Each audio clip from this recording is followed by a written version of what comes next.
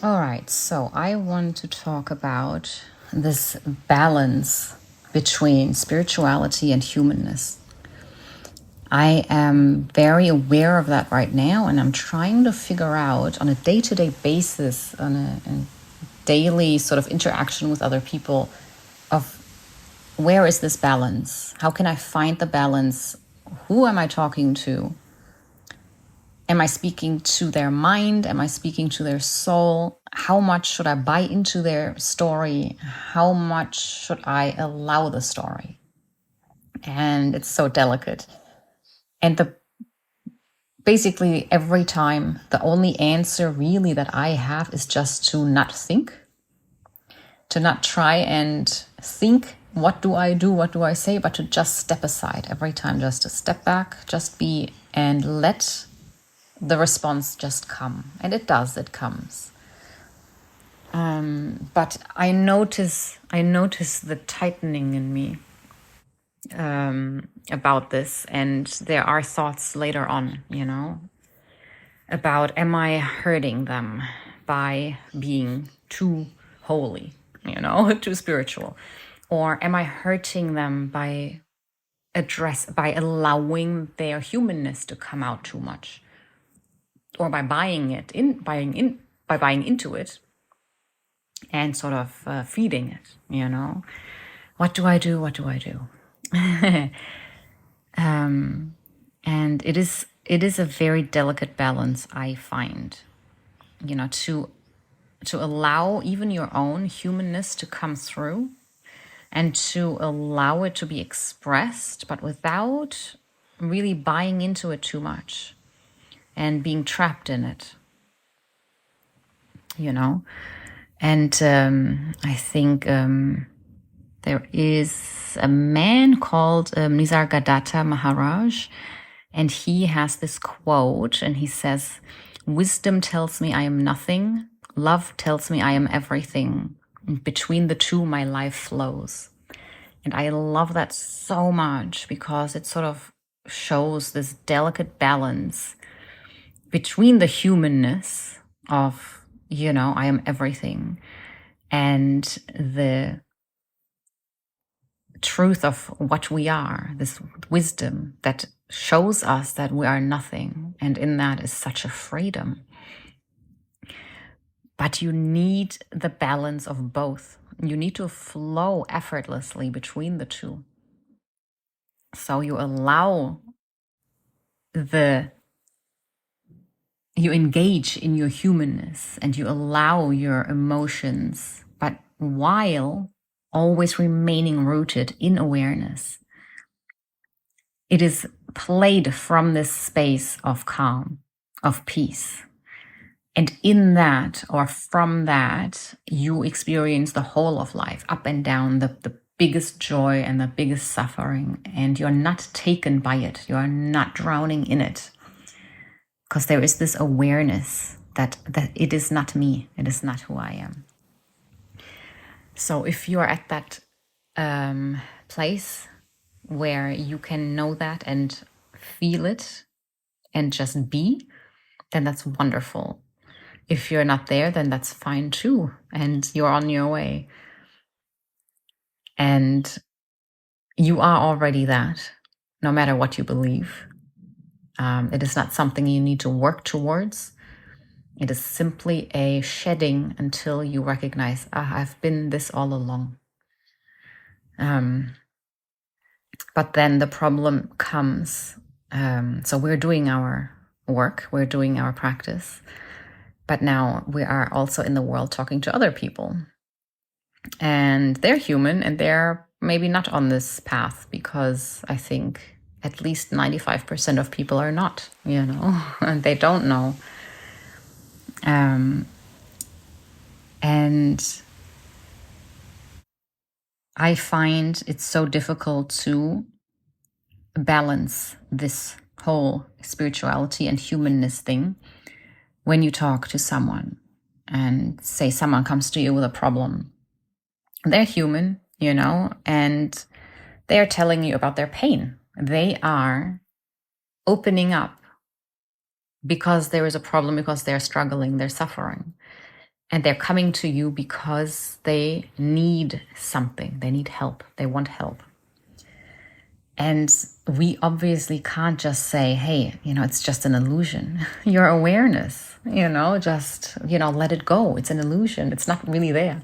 It doesn't help, right? At all. That would be so inconsiderate.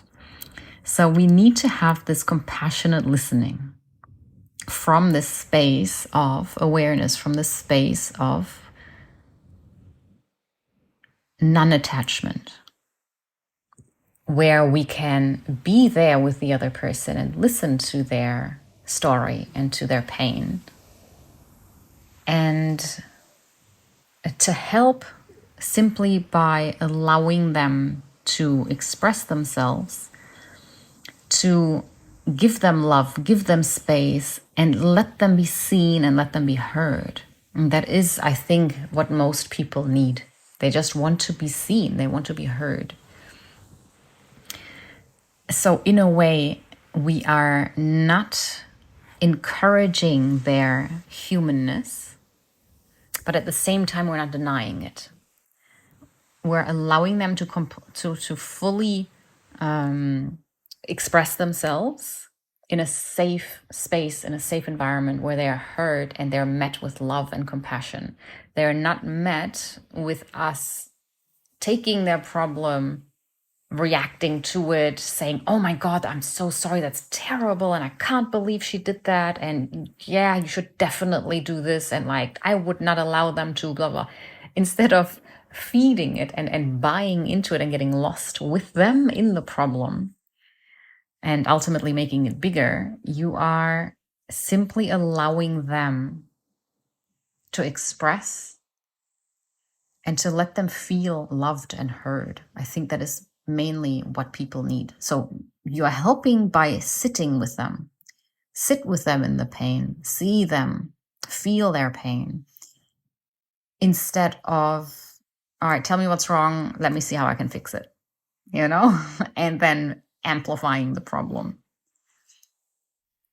But ultimately, you always remember, yes, we are awareness. We are all one. There is actually no problem. Right? There is no problem. Anything that we perceive as a problem is simply ultimately us having lost our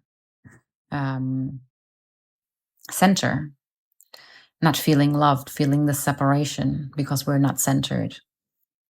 Once we feel separation, the pain starts, the clinging starts, the looking starts. You start looking, what? I'm not whole.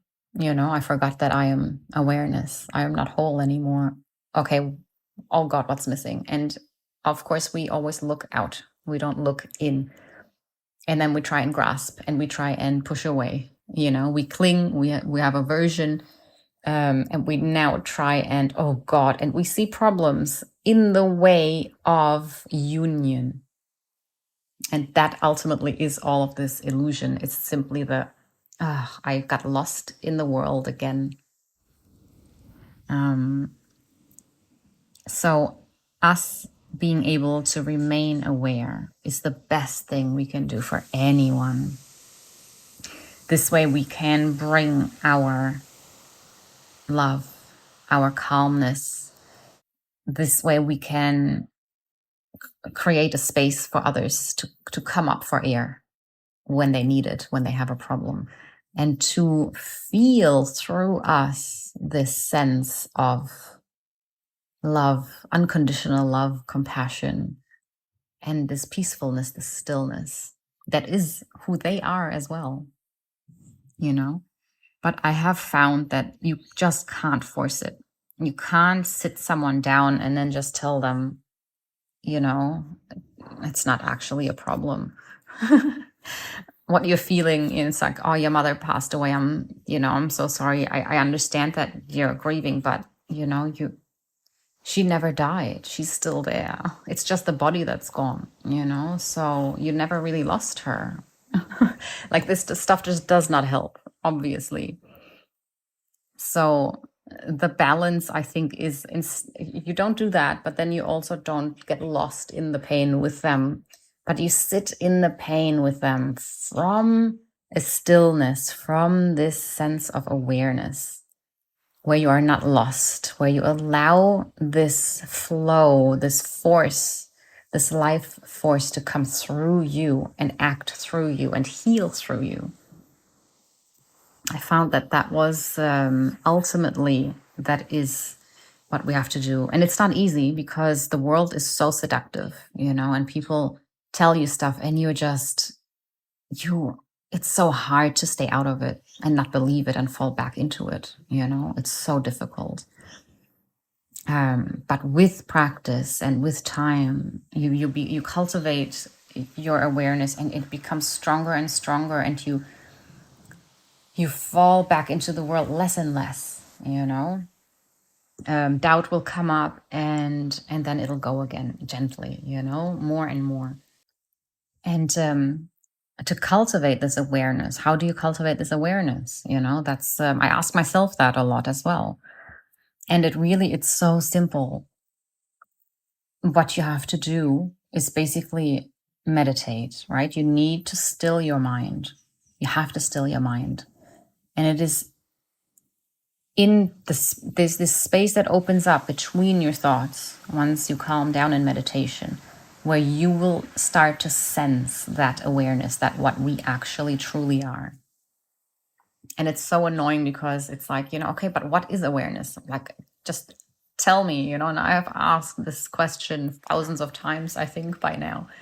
And the thing is, there is no answer for it. No one can give you an answer to what we are, because what we are cannot be perceived. We cannot know it. Our mind can't know what we are. What we are is beyond the mind, beyond the conceptual world, beyond manifestation. So anything that we can think about is not it. So in that way, you have all these gorgeous people, these sages and, holy people who have said then, okay, you do this exercise called neti neti, which is instead of knowing what you are, you find out what you are not, and you let go of all of that, So you go through the whole thing of, okay, I am not my body. I am not my mind. I am not this thought. I am not this sensation. So because just anything that can be felt, that can be thought about, anything that is perceived through our senses or through our mind is not it. So by peeling all of that off, what you are left with is awareness, is your true self.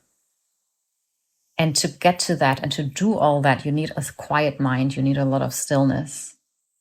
And you cultivate that through meditation. And that is the best thing you'll ever do in your whole life. And to find that is, I think, the purpose of why we're here. And to live the rest of your life then from this point of awareness, from this space where you can then be a vessel for it, to come through this world, into this world. So while you do that practice, and you become more and more rooted in your awareness, at the same time, you also cultivate unconditional love for this life and for everything and for everyone. And that is exactly what will stop you from ignoring your humanness. Instead of then going, wow, look at what I've found, and what I am. Instead of then having this indifference to what happens because it's not real anyway, like your mind boggles and you're just like, this is all just not what I thought it was. And you sort of dismiss it. Instead of doing that, you need to keep your heart open and cultivate this unconditional love for everything. And that is sort of the human aspect of this, that I find personally for me was crucial and so important to just cultivate this love in me, that I could love everything and everyone. And this is, again, something that I learned from Ram Dass and from his guru, Maharaji. it's you love everyone, tell the truth and love everyone. And that comes with this raw, open heart where you just open up, and you are so vulnerable in that. But that is the only way to open up. And it is only possible if you let go of your self-image, of your ego, because when there is no ego and there is no personal self, you don't have to be vulnerable because there is no one to be vulnerable. You understand? And then you can take life and you can take all of its suffering and deal with it and bear it.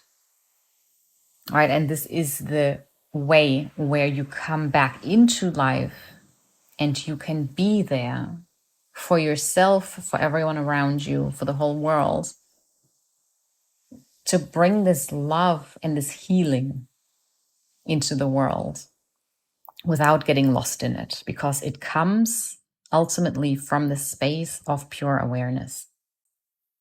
So what we can then offer other people is not problem solving, but it is compassionate listening. And the key is to not problem solve. You don't buy into the problem. You offer a space for them, for others to feel seen and heard, and you accept them exactly the way they are. There is no judgment in that. You don't judge a person by their actions. You understand that the level of awareness in a person will predict their behavior.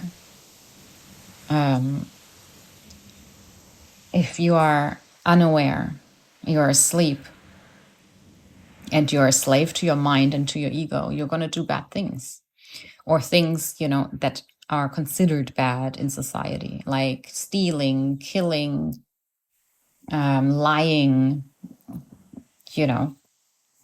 and instead of judging, you understand, I see why this happened. This is part of our human nature. We can only do as much, we can only be as good as we are aware of. If I'm aware, I am a pure consciousness, there is no way I can cause harm. It is only when I fall back, or when I believe to be a person, I believe to be this ego, that I then have my personal opinion and my judgments and something that I want and something I don't want. And then I start acting in ways to make myself feel better. And in that, we make mistakes.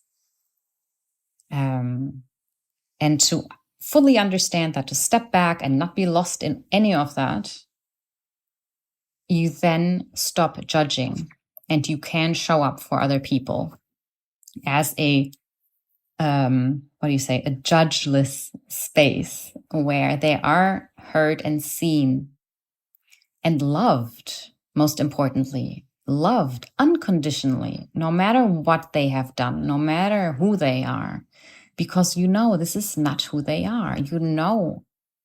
Behind all of that is this pure consciousness. It is this pure awareness. It is ultimately you. It is what we all are. Just with this veil over our eyes, believing that, no, I'm this little tiny separate person.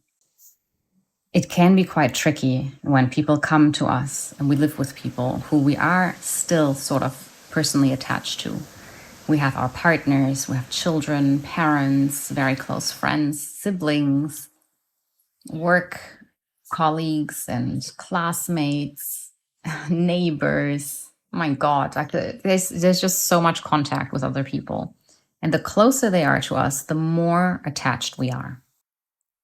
Our job is to learn how to be present with others, to detach from them, from our personal identity, from this personal ego, to completely detach and recognize that they are free, that we should not have expectations of anyone.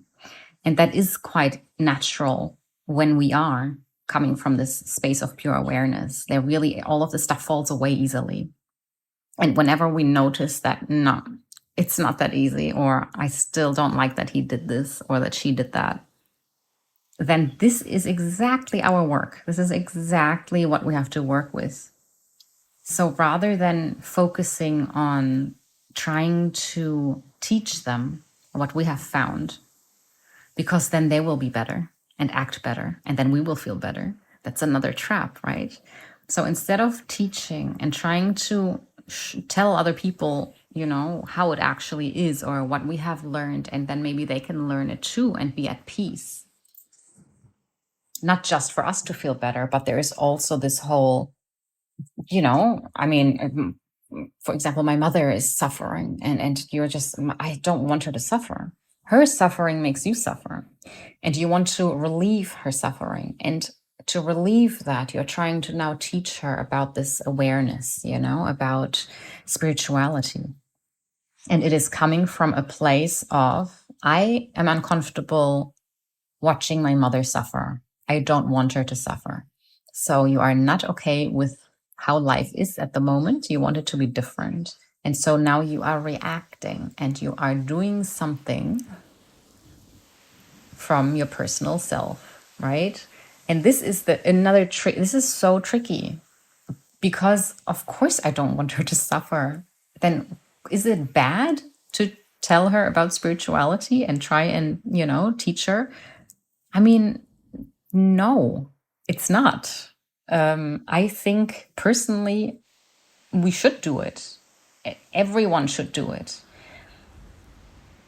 But be careful that you don't get lost in it. Be careful that your happiness now doesn't rely on your mother's awakening, for example, or whatever else that you're trying to do.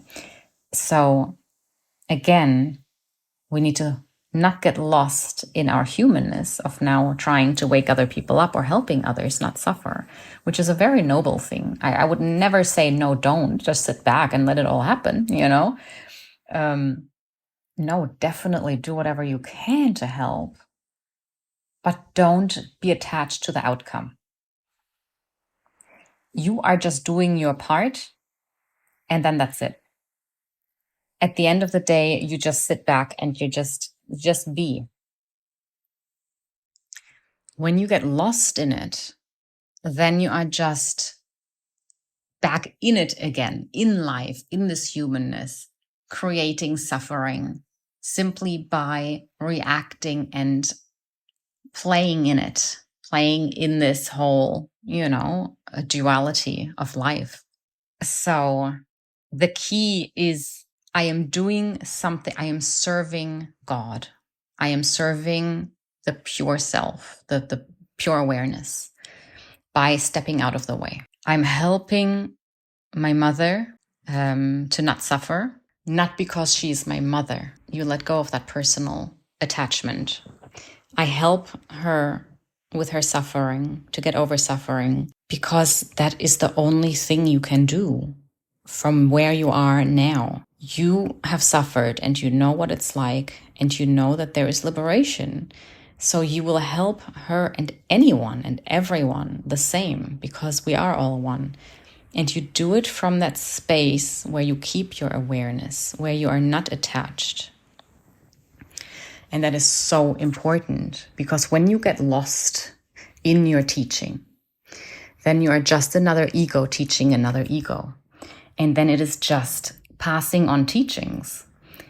But liberation and spirituality is not in the teachings. It is not in the understanding. It is in the practice and in the transcending of it.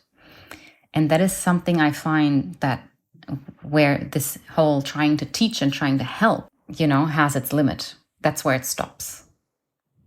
You can teach, you can say things in a way that is just mind-blowing. And that's where I think also like poetry comes in and stuff. Like Rumi, Rumi's poetry is incredible. And there are all these sages who say things in a way where it just blows my mind, literally. But if I don't then integrate what I have learned into my life and transcend that and practice it and until my mind goes, until my ego goes, then these teachings do nothing but make me feel good, make my ego feel nice. And this is the thing where I think personally, what I've noticed, that when you're so eager to help, and I have that in me right now, I am so eager to help, but I can't teach because it won't do anything. It won't do any good for anyone.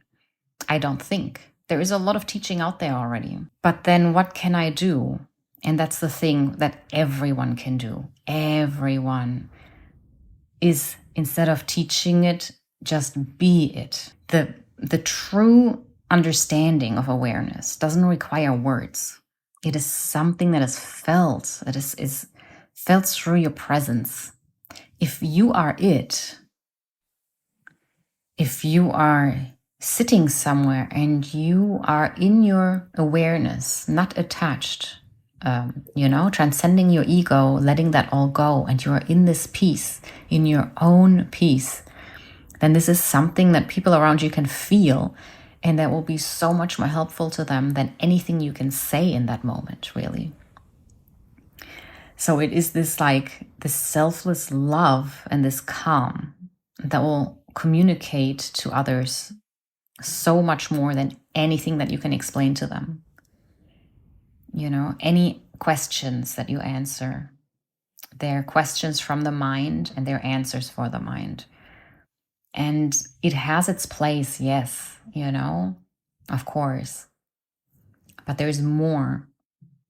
There is this one step further, and that is just the being, So if you can sit with the people in your life and you simply allow them to be who they are, without you needing to change them, without you judging them, without you looking at them like, you poor thing, you think you're a human. Well, we are. No, but you poor thing, you think you are this little self that, you are this ego. Then that's not helpful. Notice those thoughts rise in you and just let them be, let them go. Remain as the witness. Always remain as the witness and offer the clarity and the peace and the love that comes from that space. I think that is the best thing we can do for anyone. And to recognize, of course, to recognize other people's suffering. It is real for them. And for that, we can have a lot of compassion without getting lost in it, without ourselves getting harmed. And this is where we open our heart and we show compassion and understanding. And that is ultimately just what the world needs. You detach from changing other people. You do not need anyone to be anything, to change in any way for you to be okay, because that is all just your own made up story, your own mind. So you allow yourself, you work on releasing that, you work on releasing others. Allow other people to find their happiness and their own path. If they want to continue, pursuing the world and, following their pleasures and whatever and their desires, then allow that. If it bugs you, then that is your work, right? You try to remain rooted in your unchanging awareness. It is this pure and still awareness. It never changes. It is unaffected. The whole world around you will fluctuate, including your mind, your body, your own ego sense that is still sort of alive, maybe not. It's changing all the time, but you are that unchanging awareness behind it all. And this is where you try and stay rooted from there. And then you show up as an empty vessel, as I like to call it. I read that somewhere once. An empty vessel for God, for pure awareness, for Buddha, for our Buddha nature, or the Christ light to come through. You become quiet internally so that you can hold space for other people. And it is this calm presence that you bring into the world then that allows other people to relax, to feel safe, and to even get a glimpse of this something else that is beyond our minds, beyond our identities. And that is the ultimate teacher. That is the ultimate thing that you can do for anyone, you know? So you don't need to actively teach and explain and talk about the truth and show other people what to do and watch them and if they're doing it or not. And, you know, you simply allow your love and your peace to radiate. And that in itself and of itself will heal those around you. Simply you being empty, being a vessel for love.